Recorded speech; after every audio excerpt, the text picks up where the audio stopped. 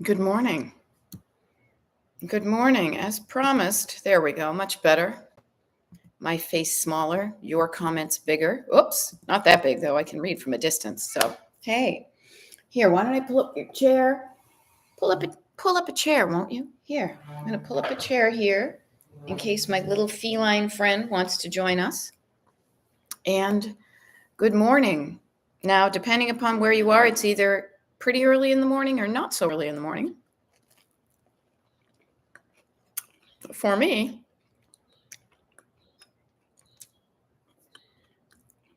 excuse me. For me, it is pretty early in the morning. But I was woken up earlier from my wet East Coast life, and then I went back to bed. What a nice feeling. Speaking of feelings, can you hear that? The birds are birding up a storm out there.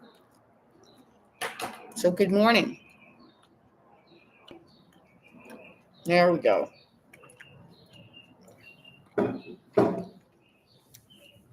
I just wanted to get a little piece of toast in my belly. There we go. Are you coming up? You're going to come up, honey? There you go. Hey, everybody, look who it is. We have a special guest with us today. Chooky chook. Psst, psst, look. Up. Well, she's one of those kitties that goes right up on the table. So good morning. Good morning. In case we haven't met yet, my name is Beth. I am a decluttering life coach. Gina Mead, good morning. Good morning. I am out in Palm Springs, California for the week, taking care of the little kitty that you just saw right there, who is lapping up one of her many glasses of water. And I decided to show up and do some YouTube lives while I'm here. Good morning, Mary Lou. Hello, Mary Lou. Goodbye, heart. You've never heard that one before, huh? So I show up in people's lives when they tune in to just try to help you kind of not just feel better, but learn ways that you actually have power over, that you can control a little bit more how you feel. Maybe it's feeling overwhelmed and then calming down. Maybe once you're calmed down, going from stuck to started. I pretty much work I call myself a decluttering life coach because I don't just help you declutter and I don't help you with your life, but that wonderful kind of combo of decluttering and life coaching, because they really are related.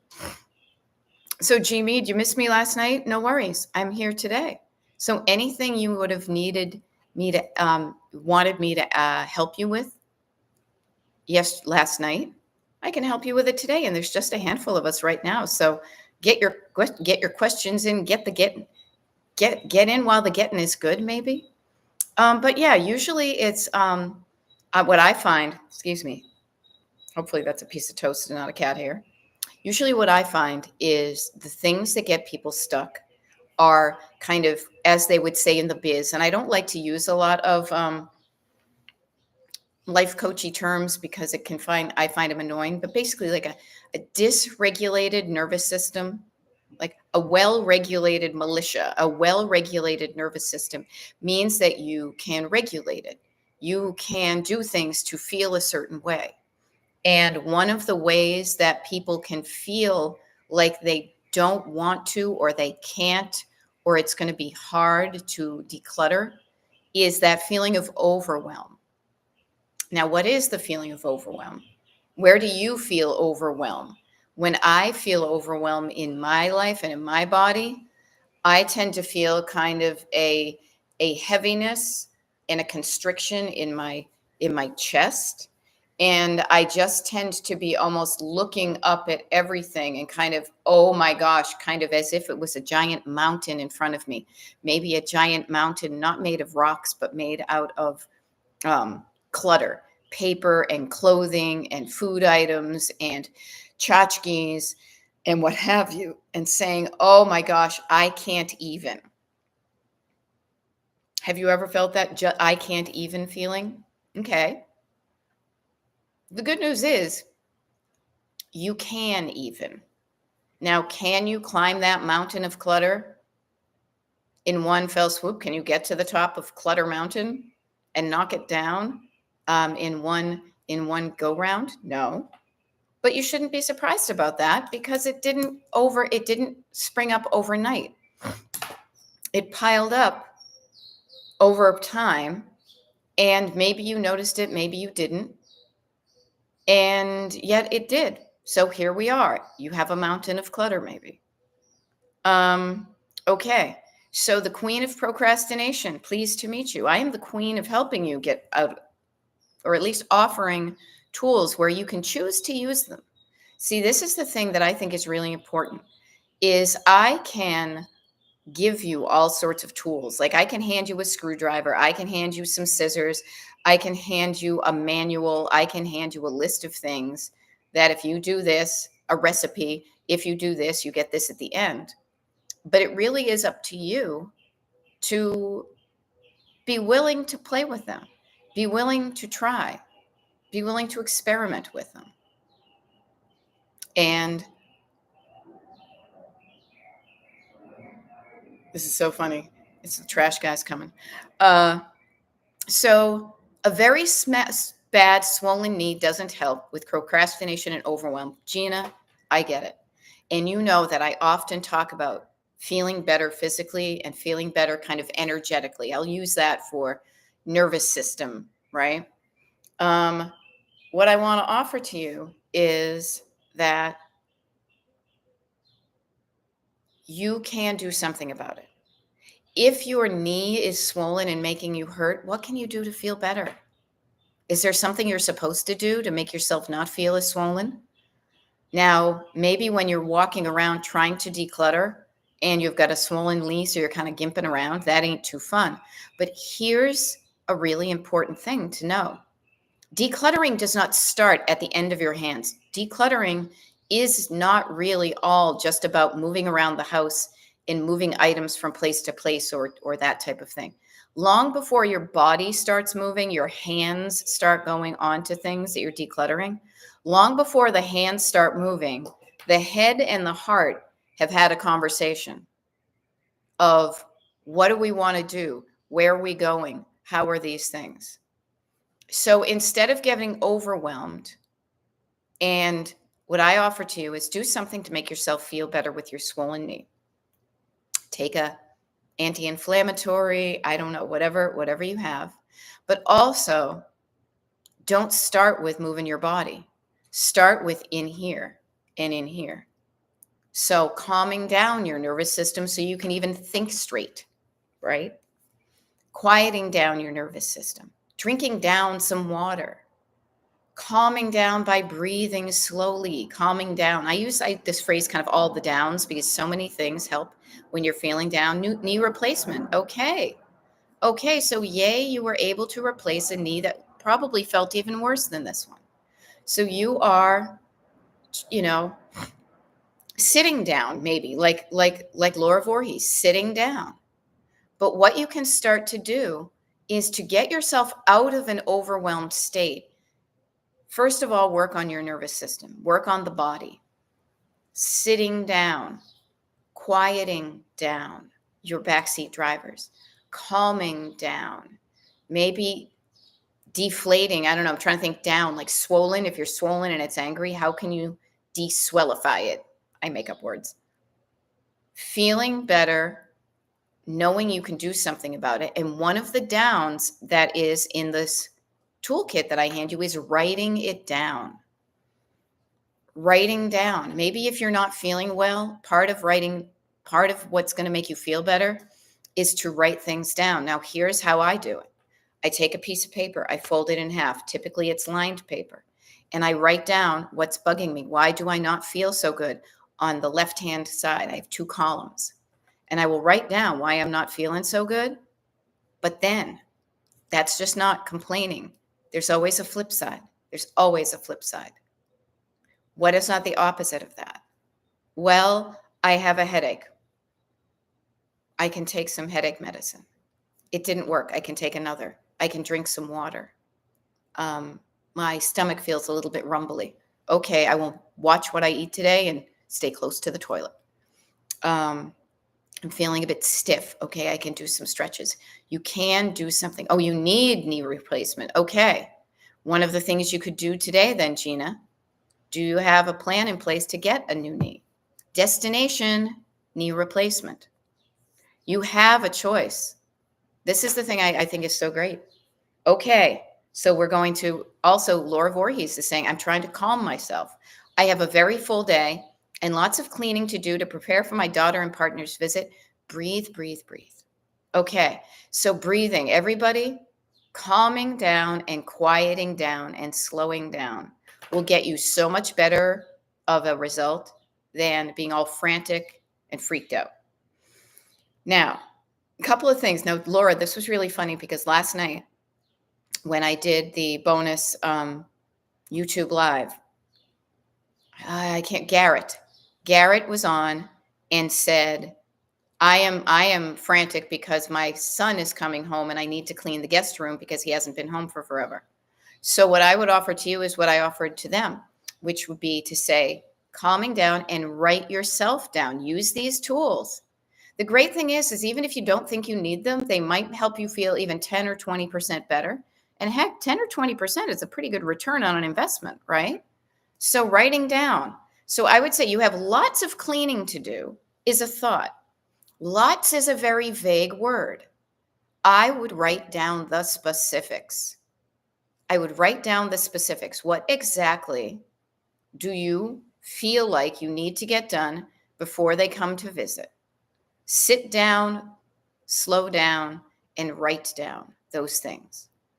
Then I would ask myself, roughly, I would chunk them down into such small things that that you can chunk things down into maybe 5 or 10 minute increments. Even if it's a bigger project, you could spend 10 minutes on something that's bigger and get started. Chunking it down as you're writing it down. Okay? Chunking it down and writing it down. Writing down what you need to do and then asking yourself about how long. I did make a list. I even broke it down into time chunks. Wonderful. So are your time chunks, are they just not random time chunks? I'm getting kind of particular here, but I have a reason. My body is coaching as I'm asking you this. Are they time chunks as in 5 or 10 minutes, or have you scheduled them as to when you're going to do them during your day? So just a question, because time chunks is great. 5 minutes of this, 10 minutes of that. If you have anything more than 15 or 20 minutes, I bet you can cut it in half. So no chunks that are too big. Okay. It's kind of like trying to eat a whole loaf of bread. You're trying to eat the whole thing, but you still only eat it like a bite at a time. Okay. Now, what I find really helpful, especially on days like today, where you have kind of destination, daughter and boyfriend arrive at X time. Prior to X time, you have time. And so this is what I do. You've seen me show you. I will show you every damn day because I do it. Now, this was my yesterday. Notice here, like there was actually one right here that was pretty good for next week because I go home and I hit the ground running. Okay. So like this day right here, 6 a.m. to the end of the day. I have certain things that are scheduled, but I've got spaces in between there. Have you scheduled your list as to when you're going to do it? Yeah. Now, some people can do a list and they're good to go and they don't need to schedule it anymore. Other times we make a list and Robin says list. There, your saving grace. But even us list makers, I have 2 time-specific meetings today. So I estimated how long things would take and listed them in between. I'm lousy at estimating time, though. It always takes longer than I think. Okay, good to know. Notice that your calibration tends to err on the side of it doesn't take that long, but it takes longer. So buffer it, double it, cross out. If you think it's going to take 10 minutes, double it. Say it's going to take 20 minutes. Okay. Know that about yourself and say, I often underestimate how long things will take because we all walk through life and work through life at a certain pace. You may want to move more quickly than you do. Heck, I don't run. I walk. I wish I could run. But I don't. I'm a walker. So I plan that, yes, if I ran, I could get there by this time, but I walk, so it's going to take me longer. Okay. If you know that you do that, factor that into your process. If your brain offers, oh, that'll only take 5 minutes. That's my husband. It's only going to take a couple minutes. And then I say, nothing with you, my dear. ever takes 5 minutes. Yeah, ADHD fantasy time planning is a thing. I love that official term, Barbara. Thank you. I know it so well. So if you know it, then factor in, and this is me where it's kind of fun when you get numbers involved. So you got ADHD fantasy time planning plus 25%, an estimate. Notice an estimate is just that. Overestimating the amount of time it takes can help you feel better about getting it done because you're giving yourself the amount of time to get it done. If you get done sooner, boom, you've got extra bonus time. You could do something else. But if it does end up taking you that exact, 25-minute increments, then you've allotted yourself the time, Yeah, and it feels good to chuckle at yourself. We're all here to laugh at ourselves, not to anybody else. Do not laugh at somebody else. You can laugh with somebody else. Trust me, laughing at me, with me, I make myself do laughable things because when you're laughing in understanding, that's your brain, loosening its seriousness. So when you know this about yourself, you're learning something about yourself and you can use that tool. So use it. That's something that, like my husband, I have a very good sense of direction. For whatever reason, my brain is very geographically oriented. My husband's is not. My brother-in-law's is not. We joke that he's like, do I go to the right or the left? Can't find your way out of a paper bag. And yet they have strengths that I don't have. So learn things about yourself and plan accordingly. It really can be as simple as that. Have some fun with it. Okay. And also know that at the end of the day, first of all, your list could also be categories: must-haves, nice-to-haves. I must have a place for him or them to sleep. I must have a place where they're not going to, walk into the room and trip over Legos. I must have a place for suitcases to go. I must have a place where the bathroom is clean for them and clean towels. I'm kind of making up stuff, but I'm thinking of like the bare minimums if I knew somebody was staying at my house. After the bare minimums, which is still good, you'd feel good about that. Look at the little superfluous ones that if you don't get done, you don't get done. So you can do something with the way that your brain is wired. Have fun with it. Now, I love this. Robin Schroeder got her stuff done sooner rather than later, and now she has time to play. This is what I'm all about. And this is why I show up in your life all the time to basically say, get started on your decluttering so that you have more time to play in your life. So Robin says, I ran my errands this morning. So while little is in pre-K, I can sit at the beach until pickup. Doesn't that sound like an awesome life? And notice, it wasn't, I did all my errands and then I'm going to wait until I'm retired to sit on the beach. No, capturing those moments, those pockets of time, and doing something good in those pockets of time between other things. Living a life you love on a daily basis, including the things that you love to do on a daily basis. Why shouldn't your day have something that you enjoy doing? We are not all work and no play here. We are, let's get some stuff done, but on the same and equal platform, let's have some fun, right? You can change how you think about things. Even if you have thought about things in a certain way for all your life, if you want to, if you choose to, if you decide to, you can choose. You can basically, I know this sounds kind of wacky, you can like rewire your brain.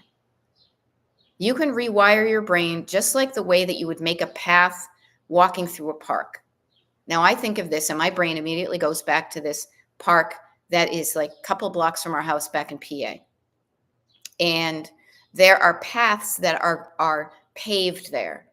You walk down the paths because they are paved. They are paved and then they remain in use. But then other times there's like, I can't remember, a desire path, I think it's called, where there used to be one and people want there to be one. So they keep on walking down this path that's not official. You have paths in your brain. You know how your brain looks like it has all these little like roads in it? You create the roads. Now, I know this isn't the exact science, but it kind of follows that the more you walk down a path, the more you drive down a road, let's say, the more in a groove you are. The two wheels make a groove in the road. The more you do a certain thing, you get a groove in the road. When you are just starting to change that, it may be hard to get your wheels out of the groove. But if your roads in your brain and the grooves head to a place that doesn't make you feel good, I highly recommend noticing when you're on that road and turning the wheel, and not just randomly, but turning the wheel and getting over to the side of the road and then saying, before I head forward, where can I go? Where can I point my car that's going to be better than this? And start pointing your car, your life, your actions, your thoughts, your feelings. I think I'm going to sneeze momentarily. More towards your destination of where you want to head. Excuse me. Okay. Yes. And even if it's just, I don't know where I want to go, but I know it ain't this. Find out, do some wandering, as McDoug's said yesterday. McDoug's expanded her nervous system, expanded her horizons, her world, by going to the Mediterranean market yesterday, Middle Eastern market, getting some stuff for hummus, getting some tasty things, smelling some things, looking at things she hasn't never seen before, tasting things, hearing maybe music from another land, hearing maybe languages she hasn't spoken. Expand your horizons. If you say, I don't know to me is like a mulligan. It's just a gimme. It's you say it, but then that's just really getting it out of the way. Okay. Thank you, Laura. You can do all of this. If I can do it, you can. I am nothing special. Now, I know you're going to be like, oh, Beth, you're so special. Yeah, no. You know what? I am nothing special. I am a regular person on the earth who got distracted by people walking by. And I used to think very negatively, very like, well, I mean, literally, I remember being in my early teens, being like in my 20s, well, I guess this is it. This is as good as it's going to get. And this kind of sucks, but oh, well, this is how it is in another life. And then luckily, there was something deep inside of me who I had been hearing that kind of talk all my life. And then something inside of me was like, fuck that. No. Why should everybody else have all the fun and you not have all the fun? And then I listened to that voice. That was my soul going, please, for the love of all that is holy, you are on this earth to live a life you love. Our souls were given to us. Now, I am not religious, even though I speak sometimes with those words, but we were put here on earth with like this energy, this mystery energy in our bodies, not to just mope around and be resigned to it. And then, oh, I guess then I die. All right, well, maybe I'll be reincarnated. So I offer to you, if what you're doing isn't getting you the result you want, you can change it. And I show up in your life to remind you of that on the daily. I'm kind of boring like that because it has worked for me, and man, it has changed my life. The things I offer to you, the simple chunks, the chunking it down, the quieting down, the calming down, the writing down.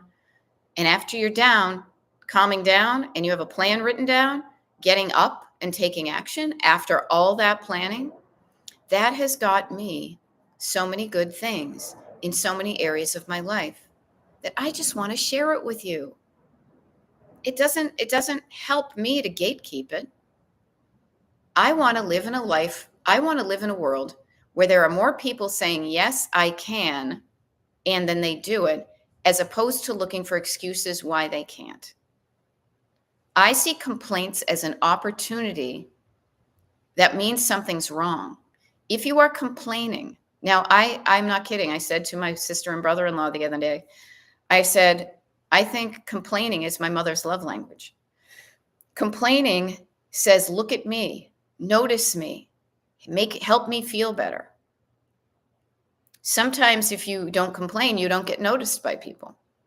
But what I will say is, notice your complaints. What are you complaining about?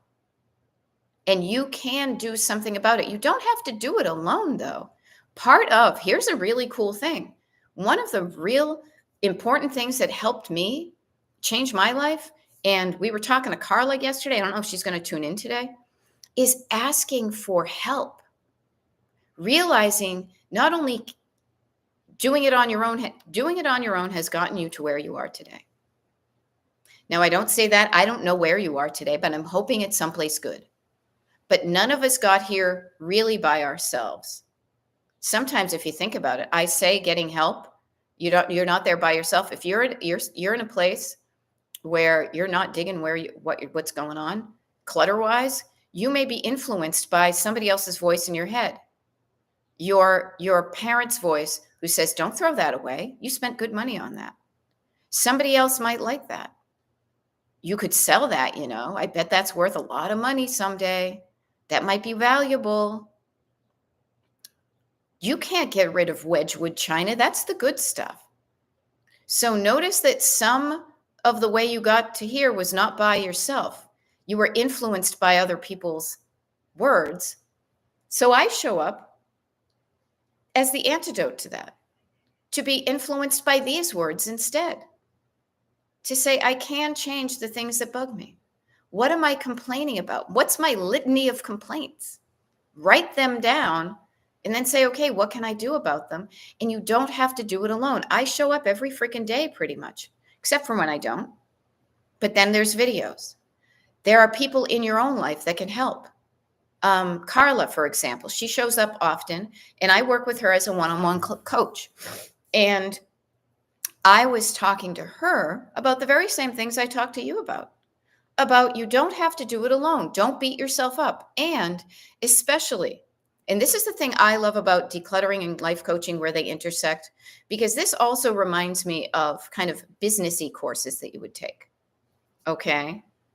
So there are certain tasks in life only you can do. They're typically the ones that happen up here and in here. Once you do the work in your head and your heart, a lot of that stuff you decide on, you can outsource to somebody else. Carla got brave enough to ask for help mowing the lawn.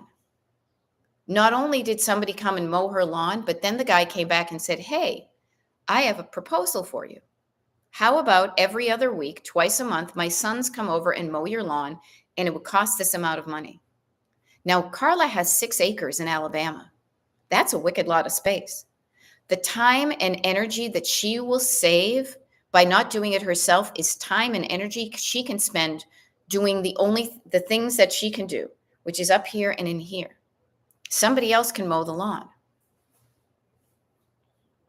Yeah, so Laura Voorhees, you're noticing one of the things you're not so good at that you could get better at. I'm terrible about asking for help. Yep. I'm terrible about asking for help. Now, I can't speak for anybody else, and I don't want to put words in anybody's mouths, but I know, and I can see it in my family, that asking for help was a sign of weakness, was that just figure it out for yourself. And also it came from, what if you ask for help and nobody's there? You don't trust that somebody can help you, and you can ask for help. It is a good thing. We've talked about expanding your comfort zone bit by bit. What's a little way you could ask for help today? Now, here's a really interesting thing for me in the declutter world, because if you live in a house with other people, this is a very kind of subtle patriarchal thing. Asking for help with maintaining the house, I try to say, oops. Okay, good. Sorry, lost my train of thought. Participate in the mutual maintenance of the shared household.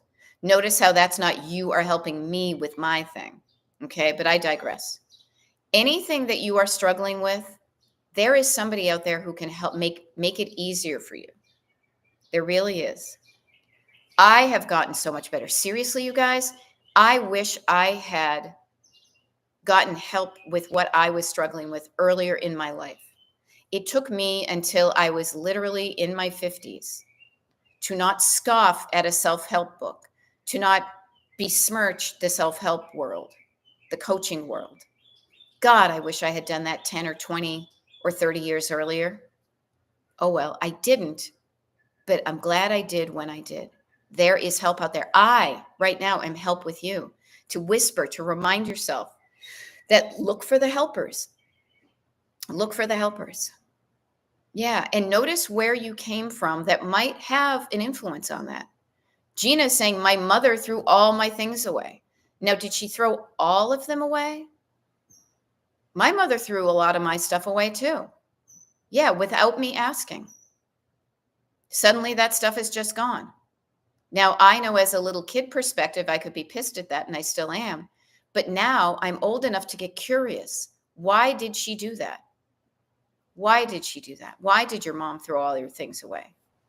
And I look at my mother like another human being on the planet. I don't say it's because she was an evil bitch and I hate her and she's tacky.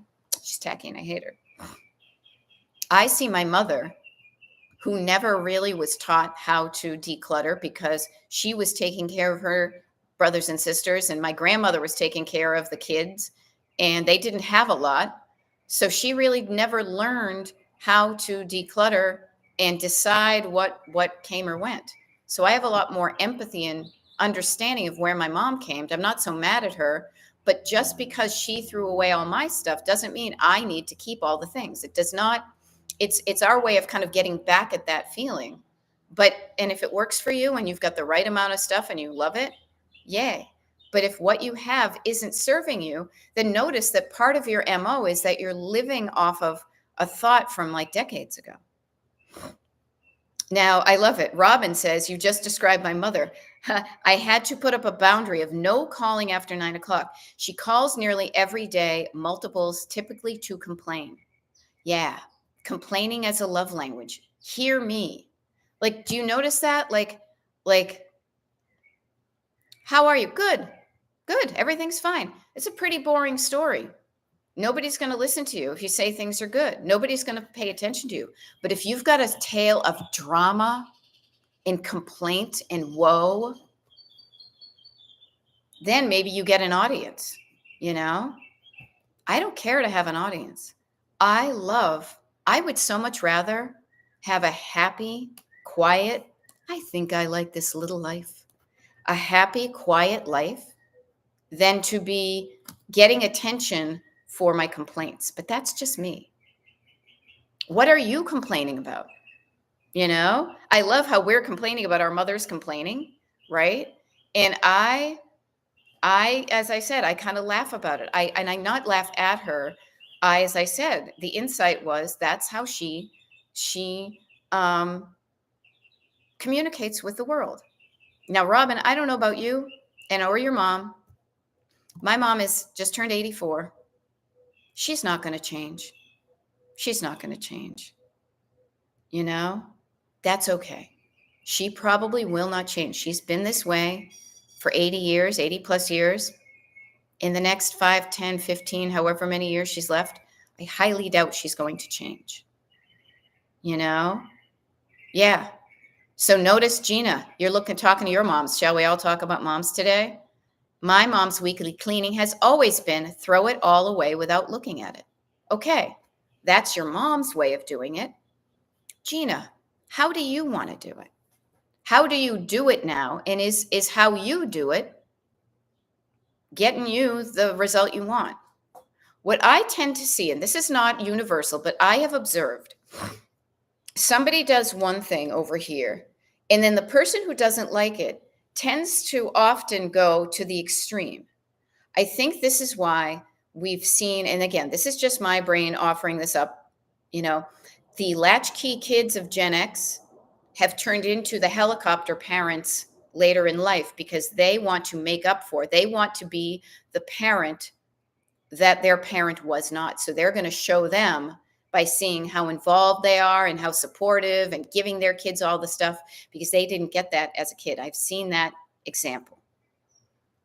However, that is just another extreme. Sometimes that works, but sometimes that creates its own problems. Yeah. So Gina, even see your mom, when your dad passed away in 2022, she immediately got rid of most everything and then regretted it. So even your mother knows that the way she does things isn't working for her. Right? So if you are being reactive to how you were brought up, notice that. Just notice it. I'm going to be the opposite. However my mom was, I'm going to be the opposite. But notice that opposite creates its own situation. Now, notice I have kind of like these two things here. I like to think of the spectrum, the rainbow. Really, the happy place is somewhere between the black and the white. It's somewhere in the gray. Yeah. Uh-huh. And so if we know the other people are not going to change, don't even try to change them. You can try. I do it myself. I have said to my mother out loud and in public, you can choose to be aggravated by that. She is so reactive. It's comical. I have to laugh at it or I'd be pissed off the entire time. But I do point it out to her, but I do not expect it to have an effect. But at least I give her the reminder. Do I expect it to change? No, but it's important for her to hear a counter argument. My mother lives alone. Her cats yell at, she doesn't have anybody else to give her an alternate point of view. And so she can be very judgy. So we can't change them. It is so hard. Notice how hard it is to change the person you're with 24/7, 365, yourself. Think of how much harder it is to change somebody else. So don't even try. Don't even try to truly change them. What you can do, though, is come back to yourself and change yourself. Yeah. So if she's reactive and complaining, your mom to a T, okay, how are you? Are you reactive and complaining? Are you complaining about your knee, Gina? Have you called the doctor to get a new knee? Now, I poke fun, not at your poking knee, but I say that some of us do what we've learned. None of us are perfect. There we go. She's called 3 times since you're live this morning. Get her on the horn. I'll have a talk with her. But what I offer to you is you can change. We can change. We can change. And we can change how we think, how we feel, and how we act. Your head and your heart affect what you do with your hands. Yeah. Who else can they vent to besides us daughters? Well, probably plenty of people if they had friends. But, let's not be the complaining generation. I also don't say suck it up and don't complain. If there's something legit to complain about, notice it and change it so you don't have anything to complain about. Now, there'll always be a little bit of something like, little miss here is whining and I don't know, I got to clean out her poo box or something.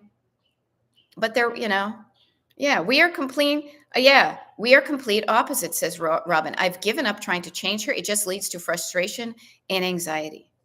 Okay, no insurance, waiting on Medicare. Okay, good to know. Good to know that you're waiting on Medicare. So that's good that you're doing something about that. But in the meantime, as you're complaining about that, you've got something going for that. What can you do to make yourself feel better in other areas of your life? Now, I show up to just remind you, you can do this. Now, sometimes when things are out of our control in the outside world or in our inside world, I will offer to you, I grew up in a cluttered home. I grew up in a very cluttered home. So probably one of the reasons why decluttering gives me this kind of calming effect is because clutter is something I can control. I can't control how my mother is. I can't control the outside world. I feel like I don't, I grew up feeling like I didn't have a lot of say or control in things, but you know what I can control? How neat that table is, where those things go, how they look when they are displayed. So notice that there are certain things that are on a timeline that are outside of your control. But in the meantime, what else can you do to feel better in other areas of your life, to remind yourself of the things you can do? I think about this like being an old person, getting old, we're going to have to, there will be things, there already are things that I cannot easily do that I maybe used to more easily do when I was a little kid. Graciously noting what you can't do, but also keeping, again, expanding your comfort zone and expanding your list of things you can do. Yeah. And you can change how you are if you want to. You can not become your mother or your parent and become yourself and then present a different perspective to the rest of the world. Now, Robin, this is interesting because Robin says, my mom was a hoarder. She still is technically, but she's in long-term care. Yeah. So Robin, this is another thing too. Daughters of people who own stuff, we are the ones that are making the plans to empty their house in a way that feels good to us. So part of learning how to declutter and what's important, what items in our homes are important to us, also helps us realize what we're going to do with all their stuff. Makes us realize what's important. And I'll say a lot of the stuff in my mom's house isn't important to me. A lot of it probably isn't important to her, but no matter. When she passes, I have a plan and I feel good about it. Do you have a plan? Do you have a plan? I know Cat Mama did not really have a plan, and she's digging out her mom's house and Carla's digging out her mom's house. Do you have a plan for after your person passes and you have to clean out their house so to put it for sale? If not, make a plan. It will make yourself feel better. Okay? Yeah. Yeah. And McDougs, you're so right. Their generation is that way. Yeah. We can only show them by or actions. Yeah. A better way. Yes. We can lead by example. I try to lead by example by, just always being cheerful and productive and calming when I'm texting or calling my mother.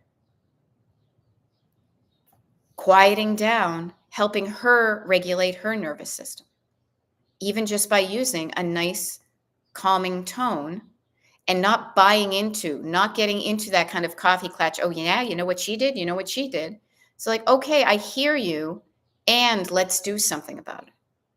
I hear you and we can solve the things that are bugging you. The irritation. When you're irritated, think of it like a pebble in your shoe. You can continue to walk with the pebble in your shoe and complain and complain and complain. But pulling over to the side and sitting down on a bench and taking off your shoe and shaking out the pebble is going to feel so much better when you get back, start walking again. Yeah. There we go. Okay, Robin, rock on, my friend. Robin says, my house growing up and my house are now drastically different. Oh, hell yeah. Me too. No wonder we get along so well. I've emptied her apartment twice, so I've got that mastered. Yeah, notice you emptied her house, you emptied her apartment once. If you don't change up here and in here, it just fills right back up. And you've done it again. And had she not been put into care, it would probably fill up again. Yeah, I have been going to my mother's house. I have been for decades. It is comical, as I like to say. It is comical how often when I have been actively, physically decluttering my house that I grew up in, with my mother's permission, she asked me, and coming across coupon books and certificates of, hey, I'll help you clean. I'll help you. You've got 40 hours here. We'll do this. Look, we bought you like a cleaning service, all of these things to help with the clutter. I am finding now when I'm doing that. So those other people may not change, but let's not be the generation that they look back on and say they didn't change. That's the generation that didn't change. We are, and I don't care what decade you were born in, we right now are the decade of people. We are the people that want to change and are going to change. You know? McDoug's clearing my mother's place in Palm Springs. I'm in Palm Springs. Maybe she had some good stuff. Yeah. I love it. But yeah, my house is completely different than the one I grew up in, both in style wise and organization. So I know I was influenced by the way my house was. And I did something different. But the cool thing is I feel good about it. It looks good to me, it functions well, and I feel good in it. And here's a neat thing. All of those things then make other people feel good when they walk in it too. Butter bowls galore. Yeah, it's funny the things you find. What would somebody find in your house? What would somebody find that you didn't even realize you had a pattern or a habit or a collection of? Oh my goodness. My goodness. Mine would be totally anything lime green or orange or brightly colored, because I grew up in kind of not a beige, but a very kind of wood tone colonial way. So I'm all about the pops of color. It's actually funny because this is my friend Tracy's house. She's done a wonderful job here. Do not get me wrong, but it is a different vibe than if it was my house. I love what she's done. She's got pops of orange and green, much like I do, but they're more muted. She's got a different vibe. It looks really cool. Check this out. Look at her neat stuff here. Actually, here, let me see if I can show you right here. Check this out. See that? Am I trying to point right there? That's a record player. Isn't that so cool? Such fun stuff, you know? Notice the things that light up your life, that get you to say, ooh, this is neat. There we go. Louise has got seashells and flowers in her home. Yeah. I love the ocean. I love the ocean too. So seashells remind me of the ocean. I joke that one of the many reasons why I was attracted to my now husband when we first met was that he lived at the beach, not necessarily right on the beach, but he lived in a beachside community. And I'm like, ooh, I like that. And fresh flowers. Yeah, I love that too. So notice what you love. Do you have those in your house? Then notice the feeling you get when you look at the stuff you love. Yeah. Notice the feeling you get when you look at or think of something you truly love in your home. Calibrate your heart to that. I spy with my little eye something in this room that I really think is cool. Now, here's a funny thing. I'm in somebody else's house, but I looked over and I saw some pillows that I bought at a really cool store here in Palm Springs that I'm bringing home to our patio so that we can have a bit of Palm Springs on our Pennsylvania patio. PPP. And when I look at that, I feel a certain way. Notice the connection between your eyes and your nervous system. When you look at things, that sight may cause you to feel a certain way. Now, on the flip side, so you calibrate to what you love. I call that like the green light in your heart. Now I'm picturing in the other room having to go and clean out the cat box. Blurg. No. Notice that feeling. Ugh. Okay. So now you have those kind of, I love it, I hate it. Clutter tends to be somewhere along that spectrum. If you can't easily identify what you love, start to practice it. Start to practice it. If you had to put, if you had like a sheet of little, what do you call it? If you had a sheet of like little little colored dots on your stuff in your house and you had to kind of color code them, what color would it be? Would it be green? Would it be yellow? Would it be red? Green, you love it. Red, you hate it. And yellow is kind of in the middle. Notice that those three colors, just like on the traffic signal, can help you identify the stuff that's your clutter. Now, the clutter is the stuff that causes you to feel you're kind of in between. You're not sure. I kind of like it, but I kind of don't. I kind of don't like it, but I kind of like it. And finding out a little bit more, teasing out, going a layer deeper and saying, why do I still have this if I don't love it? Now, it doesn't all have to be love. Okay, so Robin, if you've got lots of yellows, then I would just get curious about that.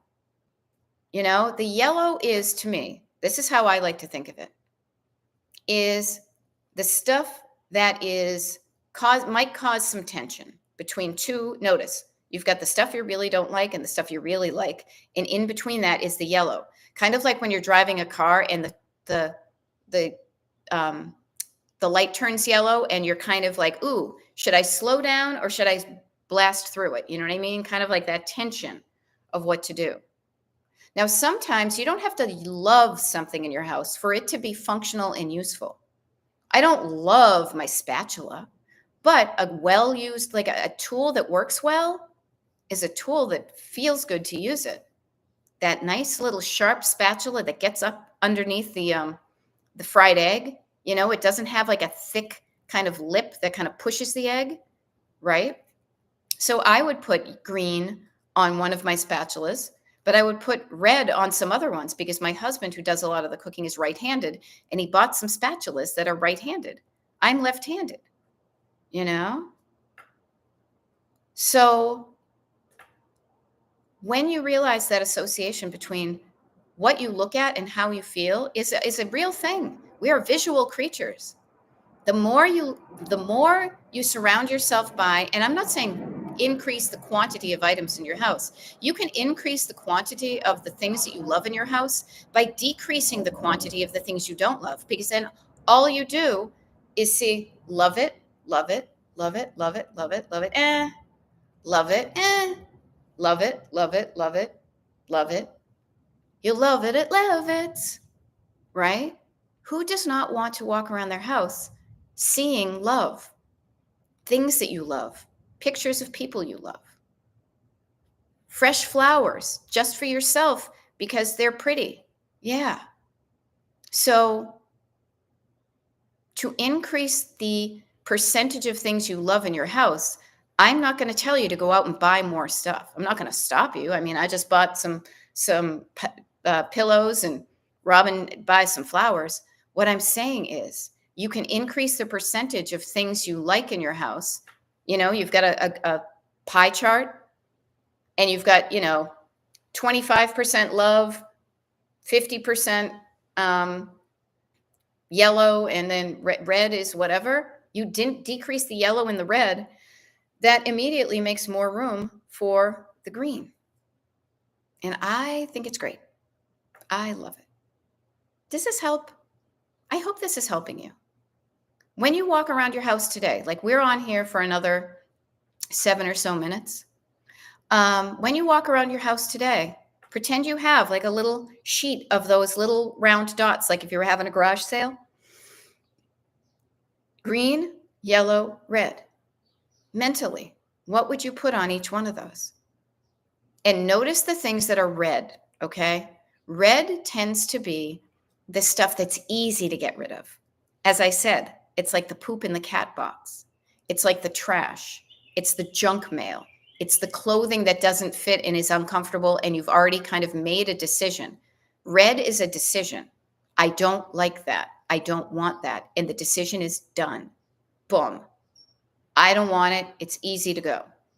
So maybe you walk around and look for the red colored stuff today, and you just get rid of the things that you've already decided you don't want.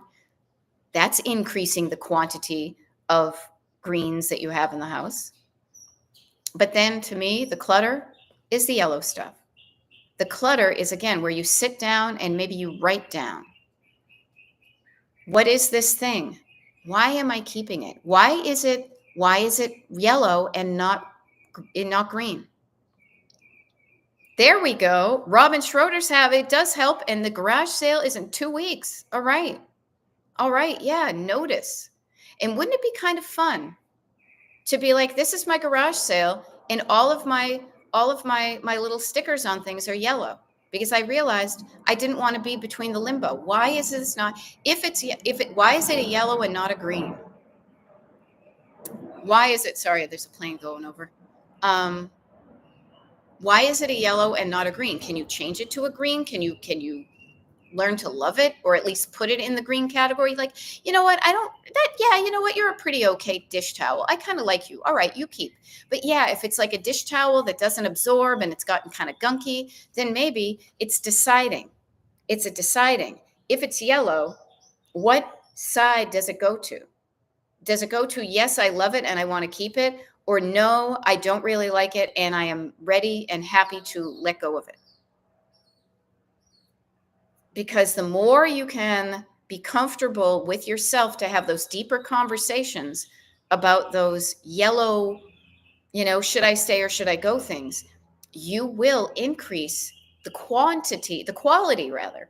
And to me, it's all about quality, not quantity. Is looking around. St. Anthony, look around. There's something lost that must be found. And underneath all the stuff you don't like is a house, is a home that you will feel better in when you are surrounded by fewer items that don't bring you down. Don't bring me down, right? Yes. And notice, Robin is really important point. There's so much I've forgotten. There is so much I've forgotten what's in the pile. So one of the things that can make folks afraid of letting go of stuff is, what if I'm afraid? What if I need it someday? Well, Robin's been doing the garage sale process, and she's like, I don't even know what's in there anymore. I don't even remember what it is. I have donated and sold and thrifted so many things nowadays that I don't even remember some of the stuff that I've owned. And that's okay. Yeah. Nothing comes back in the house though. Yeah. So maybe that's what you do. Now, I like to have fun and get it done. Pretend maybe you're like a kid and you're playing garage sale. You're playing garage sale. Okay, this is how I would do it. And this is how I did it. And this really helped me when I was really going through a declutter, because I was between two worlds. And I said to myself, not just if I was having a garage sale, but what is the reason for the garage sale? To make money, but also to get rid of things I don't want, and to also, whatever, to create a space I love. Now, here's one of the things that helped me really put into focus the things that I loved, because I love a mid-century home. I have mid-century type items in my home in PA. And I would say to myself as I was walking around, even though we weren't planning on moving to Palm Springs, would this look good? Can I envision this in my Palm Springs dream home? If I were moving to Palm Springs, if I bought the Barbie dream home and it was a mid-century home in Palm Springs, would I be buying this decoration to put it in here? Would this come with me if I was moving into my dream home? Now, I know that many of us are not moving into a dream home, but who says you cannot turn where you live into more of a dream home than it currently is, right? And you can do that by curating your objects to say, yeah, if I moved into the house that I love, that would totally go there. Well, how about loving the house you have now and keeping the things that you love and realizing that you've got stuff that you don't necessarily, that just doesn't do it for you. And that's okay. That is okay. Things can have a shelf life. I'm trying to think if there are things that I've literally owned for 45, 50 years in my house. Not a lot, because I've gone through changes. My styles have kind of changed. My tastes have kind of changed. But some of them have remained the same. But what I know that I love, so I just want to share this with you as we're wrapping up, is if you don't like how your home is looking or feeling or functioning, you can do something about it. Even if you can't move physically and easily around your house, you could sit there with a clipboard and a notebook, and you could write down every single room in your house, not just what to get rid of, but before you even do that, how do you want that to look? How do you want that room to function? And how do you want to feel? You could sit there in bed with your knee up in an ice pack. And, well, you couldn't write when you close your eyes, but you could close your eyes and envision that room, not as it is now, but how you want it to be.